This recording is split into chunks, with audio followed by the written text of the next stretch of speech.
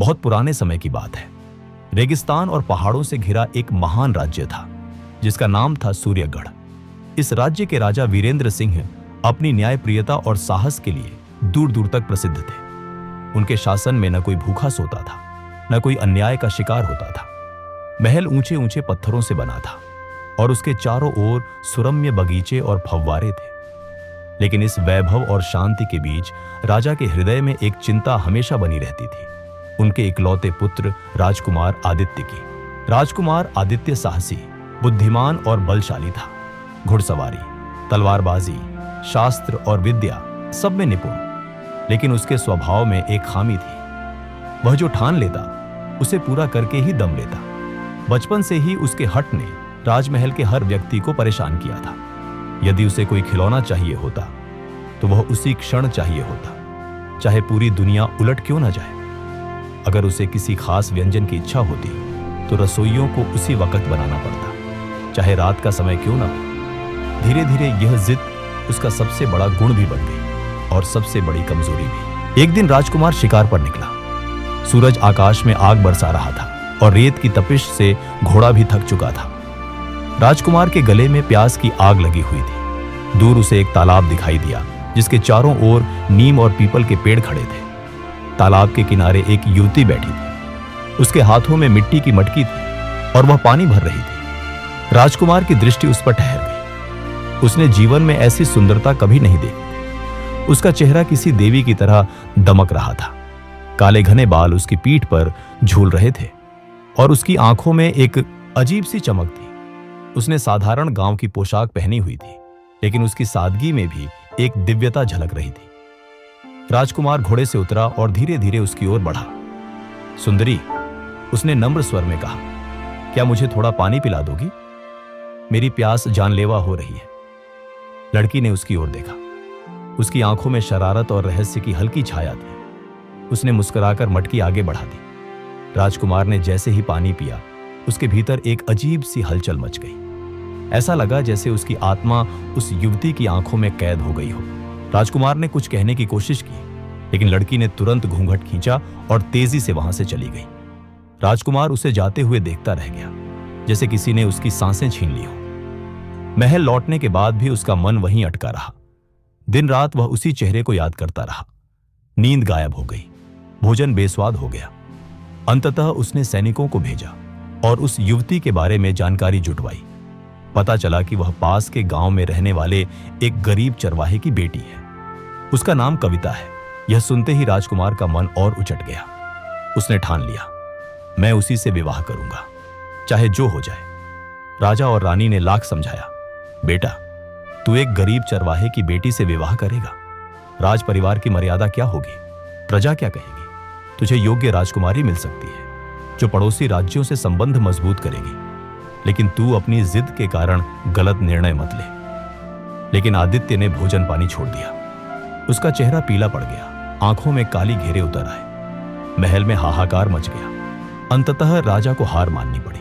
उन्होंने दूत भेजकर कविता को बुलाया, लेकिन कविता का उत्तर सबको चौंका गया। उसने कहा, अगर राजकुमार सचमुच मुझसे विवाह करना चाहते हैं तो उन्हें मेरी 4 शर्तें माननी होंगी। राजकुमार ने यह सुना तो उसकी आंखों में चमक आ गई। बोलो, तुम्हारी हर शर्त मैं स्वीकार करूंगा। कविता ने पर्दे के पीछे से अपनी शर्तें सुनाई। पहली, मैं महल में दिन भर रहूंगी, लेकिन रात को अपने घर लौट जाऊंगी। दूसरी, राजकुमार मुझे कभी छूने या बलपूर्वक अपनाने की कोशिश नहीं करेंगे। तीसरी, मैं राजमहल का भोजन पानी नहीं लूंगी। चौथी, यदि मेरी किसी भी शर्त का उल्लंघन हुआ तो मैं सदा के लिए राजकुमार को छोड़ दूंगी। दरबार में सन्नाटा छा गया। राजा और रानी के चेहरे पर चिंता की लकीरें उभर आई, लेकिन आदित्य ने ठहाका लगाते हुए कहा, मैं सब शर्तें मानता हूं, जो करना होगा कर लूंगा, लेकिन कविता मेरी होगी। शादी का दिन आया। राजमहल में साधारण विवाह की तैयारी हुई। न बड़े बड़े झंडे लगे, न दूल्हा दुल्हन के स्वागत में लंबी शोभा यात्रा निकली। यह विवाह उस भव्यता से बिल्कुल अलग था जिसकी उम्मीद किसी राजकुमार की शादी से की जाती थी। राजा और रानी मन महसूस कर बैठे रहे, लेकिन राजकुमार की जिद के आगे कुछ न कर सके। कविता ने बड़े घूंघट में अपना चेहरा ढक रखा था। वह सादे वस्त्रों में थी और उसकी चाल ढाल में एक अजीब सा आत्मविश्वास था, जैसे उसे किसी चीज का भय ही न हो। विवाह मंत्रों के बीच राजकुमार की आंखें घूंघट के नीचे झांकने की कोशिश करती रही, लेकिन कविता ने सिर झुकाए रखा। विवाह संपन्न हुआ और कविता अब राजकुमार की पत्नी बनकर महल में आ गई, लेकिन उसके साथ ही उसकी शर्तों की अजीब दुनिया भी महल में प्रवेश कर गई। दिन भर वह महल में रहती, कभी खिड़की के पास बैठकर बाहर ताकती, कभी महल के बगीचों में फूलों को निहारती, किसी से ज्यादा बातचीत नहीं करती, और जैसे ही सूरज ढलता वह चुपचाप अपना घूंघट खींचकर बाहर निकल जाती और अपने झोपड़े लौट जाती। राजकुमार हर रात उसे जाते हुए देखता और बेचैन हो जाता। उसका मन करता कि वह उसे रोक ले, उसका हाथ पकड़ ले और कहे, तुम्हें कहीं जाने की जरूरत नहीं, तुम मेरी पत्नी हो। लेकिन वह अपनी ही दी हुई कसम से बंधा हुआ था। सबसे अजीब बात यह थी कि कविता महल का भोजन पानी तक नहीं छूती थी। रसोइयों के बने पकवानों की खुशबू तक उसे आकर्षित नहीं करती। वह अपने साथ छोटे से डिब्बे में कुछ साधारण दाने लेकर आती और उसी से पेट भर लेती। उसकी आंखें गहरी और रहस्यमयी थीं, मानो उनमें कोई अनकही दुनिया छिपी हो। दिन बीतते गए, राजकुमार के मन में संशय और बेचैनी बढ़ने लगी। वह समझ नहीं पा रहा था कि कविता में ऐसा क्या है जो उसे सामान्य औरतों से अलग बनाता है। दरबारियों और प्रजाजनों के बीच तरह तरह की बातें फैलने लगी। कोई कहता राजकुमार की पत्नी कोई साध्वी है जो भेष बदलकर आई है। कोई फुसफुसाता वह जरूर किसी जादूगरनी की संतान है। एक रात राजकुमार ने कविता से कहा, तुम मुझसे इतनी दूर क्यों रहती हो? तुम मेरी पत्नी हो, लेकिन मैं तुम्हें छू भी नहीं सकता। तुम हर रात क्यों चली जाती हो? कविता ने शांत स्वर में उत्तर दिया, राजकुमार, तुमने मेरी शर्तें स्वीकार की थी। अगर मुझे सच में अपना मानते हो तो धैर्य रखो, एक दिन सब कुछ स्पष्ट हो जाएगा, लेकिन अभी नहीं। राजकुमार का दिल और भी बेचैन हो गया। उसने तय कर लिया कि वह कविता का रहस्य जानकर रहेगा। उसने सैनिकों को आदेश दिया कि वे कविता का पीछा करें, लेकिन जब भी वे ऐसा करते, सुबह लौटकर वही कहते, महाराज, हमें तो कुछ दिखा ही नहीं। वह सीधा अपने झोपड़े जाती है और रात भर वहीं रहती है। राजकुमार को यह विश्वास नहीं हुआ। उसने सोचा, निश्चित ही इसमें कुछ ऐसा है जो आम आंखें देख नहीं सकती। मुझे खुद इसका रहस्य जानना होगा। इस बेचैनी में वह महल छोड़कर अकेले निकल पड़ा। जंगलों, पहाड़ों और नदियों को पार करता हुआ वह अंततः एक गुफा में पहुंचा, जहां एक प्राचीन साधु तपस्या में लीन थे। राजकुमार ने महीनों तक उस साधु की सेवा की, लकड़ियां काटी, पानी लाया, फल फूल जुटाए। जब साधु ने अपनी आंखें खोली तो राजकुमार उनके चरणों में गिर पड़ा और रोते हुए अपनी व्यथा सुनाई। साधु ने उसकी ओर देखा और धीमे से मुस्कुराए, बेटा, तू जिस युवती से बंधा है वह साधारण नहीं। उसके पास एक ऐसा रहस्य है जो तेरी आंखें नहीं देख सकती। लेकिन अब समय आ गया है। यह ले, यह दिव्य भस्म। इसे अपने माथे पर लगाकर जब रात को उसका पीछा करेगा तो तुझे उसका असली रूप दिखाई देगा। मगर सावधान, सत्य को देखना आसान नहीं होता, उसे सहने की ताकत चाहिए। राजकुमार ने वह भस्म लिया और साधु को प्रणाम करके महल लौट आया। उस रात जब कविता अपने घूंघट में चेहरा ढककर महल से निकली तो राजकुमार ने माथे पर भस्म लगाया और चुपचाप उसका पीछा करने लगा। रात गहरी थी, चांदनी महल की दीवारों पर बिखरी हुई थी और हवाओं में अजीब सी सिहरन थी। राजकुमार आदित्य ने अपने माथे पर साधु द्वारा दी गई भस्म लगाई और चुपचाप घोड़े पर सवार होकर कविता के पीछे निकल पड़ा। कविता घूंघट में लिपटी तेजी से चल रही थी। उसकी चाल में अजीब आत्मविश्वास था, मानो वह कोई साधारण गांव की लड़की न होकर किसी और ही लोक की प्राणी हो। राजकुमार दूर से उसका पीछा करता रहा। कविता महल से दूर निकलकर जंगल के रास्ते बढ़ी। जंगल में घुप अंधेरा था, लेकिन कविता को रास्ते का पूरा ज्ञान था। पेड़ पौधे उसके सामने जैसे खुद हट जाते थे। जंगली जानवर उसकी परछाई देखकर भाग खड़े होते थे। राजकुमार की धड़कन तेज हो रही थी। वह जानता था कि अब उसे वही देखने को मिलेगा जिसके लिए वह इतने दिनों से तड़प रहा था। कुछ देर बाद कविता एक प्राचीन मंदिर के सामने पहुंची। यह मंदिर खंडहर जैसा लग रहा था, मानो सदियों से इसमें कोई पूजा न हुई हो। चारों ओर जंगली लताएं और टूटी मूर्तियां थीं। लेकिन जैसे ही कविता मंदिर के द्वार पर पहुंची, अचानक वहां एक हल्की रोशनी फैल गई। राजकुमार ने आंखें फाड़ दी। कविता ने घूंघट हटाया और उसी क्षण उसका चेहरा बदल गया। अब वह साधारण चरवाहे की बेटी नहीं थी। उसके चेहरे पर दिव्य तेज था, उसकी आंखों से प्रकाश निकल रहा था, उसके चारों ओर हल्की सुनहरी आभा फैल गई थी। राजकुमार का दिल तेजी से धड़कने लगा। कविता मंदिर के भीतर गई और वहां एक वेदी के सामने बैठ गई। उसने आंखें मूंद दी और मंत्रोच्चार करने लगी। उसके स्वर में ऐसी शक्ति थी कि पेड़ पौधे भी झुकने लगे, हवाएं थम गई। अचानक आकाश से एक सुनहरी रथ उतरा। उसमें देवलोक की अप्सराएं थीं। वे कविता के सामने आकर झुक गईं और बोली, देवी, आपका समय पूरा होने वाला है। आप शीघ्र ही अपने लोक लौटने वाली हैं। आज की साधना अंतिम है। राजकुमार यह सब देखकर स्तब्ध रह गया।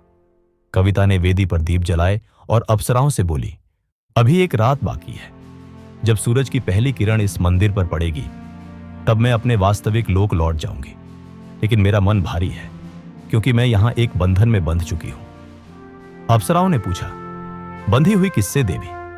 कविता की आंखें भर आईं। राजकुमार आदित्य से। उसने मुझे पाने की जिद की और अब उसके हृदय ने मुझे बांध लिया है। लेकिन मैं उसे सच्चाई नहीं बता सकती। अगर मैंने एक भी शर्त तोड़ी तो मैं हमेशा के लिए अपना लोक खो दूंगी और साधारण नारी बनकर धरती पर रह जाऊंगी। राजकुमार का दिल सुनकर कांप उठा। उसे अपनी जिद पर पछतावा होने लगा। उसने सोचा, क्या मैंने अपनी जिद में उसे ऐसी पीड़ा दी? वह साध्वी है, देवताओं की दूत है और मैंने उसे बंधन में बांध दिया। अगर वह मुझसे दूर चली गई तो मैं कैसे जीऊंगा? कविता ने उसी क्षण सिर उठाया। उसकी नजर सीधे उस स्थान पर पड़ी जहां अंधेरे में छिपा राजकुमार खड़ा था। शायद उसकी दिव्य दृष्टि ने उसे देख लिया। आदित्य, उसने धीरे से पुकारा। उसकी आवाज में कोई क्रोध नहीं था, बस एक अजीब सी करुणा थी। राजकुमार चौंक गया। उसने सोचा कि अब उसका भेद खुल जाएगा, लेकिन कविता ने आंखें बंद कर लीं और फिर से मंत्रोच्चार में डूब गई। सुबह की पहली किरण जब मंदिर पर पड़ी तो अप्सराओं का रथ धीरे धीरे ऊपर उठने लगा। कविता खड़ी हुई, उसकी आभा और भी प्रखर हो गई। राजकुमार भागकर आगे बढ़ा और जोर से पुकारा, कविता, तुम मुझे छोड़कर नहीं जा सकती। तुम मेरी पत्नी हो, मेरी आत्मा हो। कविता ठिठक गई। उसकी आंखों से आंसू छलक पड़े। आदित्य, मैं सच कहती हूं, मैं साधारण स्त्री नहीं, मैं देवताओं की सभा की एक साध्वी हूं। एक बार मैंने देवताओं का आदेश तोड़ा था और दंड स्वरूप मुझे 1 वर्ष के लिए धरती पर रहना पड़ा। यही कारण था कि मैंने 4 शर्तें रखी। अगर किसी ने मुझे छुआ या मैंने लोक का नियम तोड़ा तो मैं अपने लोक से सदा के लिए वंचित हो जाती। अब मेरा समय पूरा हो चुका है, मुझे लौटना होगा। राजकुमार उसके पैरों में गिर पड़ा। नहीं, मैं तुम्हें खो नहीं सकता। चाहे तुम स्वर्ग की हो या पृथ्वी की, तुम मेरी हो। कविता की आंखों से आंसू बहने लगे। उसने अपने दोनों हाथ राजकुमार के सिर पर रखे और बोली, तुम्हारा प्रेम सच्चा है आदित्य। शायद इसी सच्चाई के कारण मेरे हृदय में भी तुम्हारे लिए बंधन उत्पन्न हुआ है। मैं अपने लोक लौटूंगी, लेकिन मैं हमेशा तुम्हारे साथ रहूंगी, तुम्हारे मन में, तुम्हारी आत्मा में। इतना कहकर वह सुनहरी आभा में लिपटी और अप्सराओं के रथ में बैठकर आकाश में विलीन हो गई। राजकुमार जमीन पर बैठा रह गया। उसकी आंखों में आंसू थे और दिल में खालीपन। लेकिन उसी क्षण उसने महसूस किया कि कविता का आशीर्वाद अब भी उसके साथ है। उसकी आत्मा में एक नई शक्ति जाग उठी। कविता के आकाश में विलीन होने के बाद राजकुमार आदित्य बहुत देर तक मंदिर की सीढ़ियों पर बैठा रहा। उसकी आंखों में आंसू थे, लेकिन उसके हृदय में एक नई शक्ति जाग चुकी थी। उसे लग रहा था जैसे कविता ने अपना आशीर्वाद उसकी आत्मा में छोड़ दिया हो। वह महल लौटा तो पूरा राजदरबार उसकी ओर कौतूहल से देखने लगा। सबको लगा कि राजकुमार टूटा हुआ लौटेगा, लेकिन उसके चेहरे पर एक अजीब सी चमक थी। उसकी आंखों में दृढ़ संकल्प झलक रहा था। राजा वीरेंद्र सिंह ने पूछा, बेटा, तेरे साथ क्या हुआ? वह युवती कहां है? राजकुमार ने गहरी सांस ली और शांत स्वर में कहा, पिताजी, वह युवती साधारण नहीं थी। वह देवताओं की साध्वी थी। 1 वर्ष का दंड पूरा कर वह अपने लोक लौट गई। लेकिन उसने मुझे सिखा दिया है कि प्रेम पाने का नाम नहीं है, निभाने का नाम है। अब मैं अपनी जिद छोड़कर अपने कर्तव्य को अपनाऊंगा। मेरा जीवन अब केवल राज्य और प्रजा के लिए होगा। यह सुनकर दरबार में सन्नाटा छा गया। सबको लगा कि राजकुमार पहले जैसा नहीं रहा।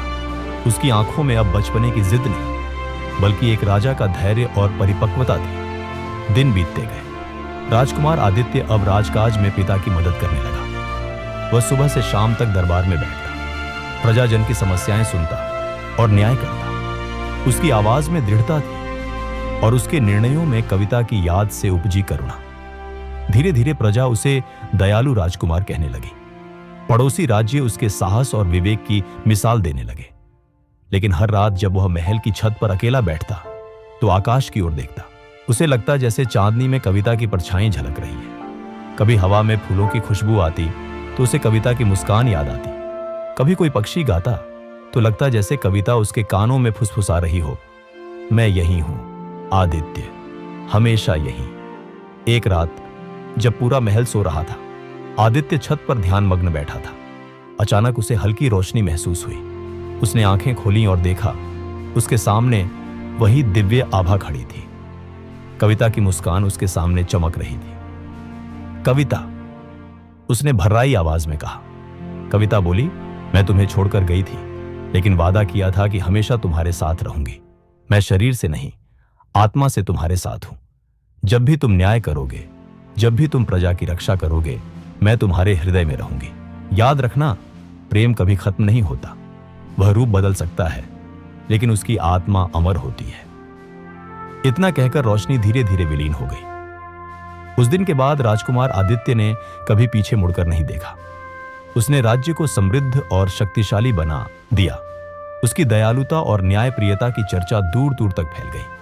और जब वह वृद्धावस्था में पहुंचा तो कहा जाता है कि उसके अंतिम क्षणों में वही दिव्य आभा फिर से प्रकट हुई। राजकुमार मुस्कुराया और बोला, अब मैं आ रहा हूं कविता, और शांत होकर संसार से विदा ले ली। प्रजा ने उसे आदित्य महान की उपाधि दी और उसकी और कविता की कहानी सूर्यगढ़ की अमर कथा बन गई, जिसे लोग पीढ़ियों तक सुनाते रहे।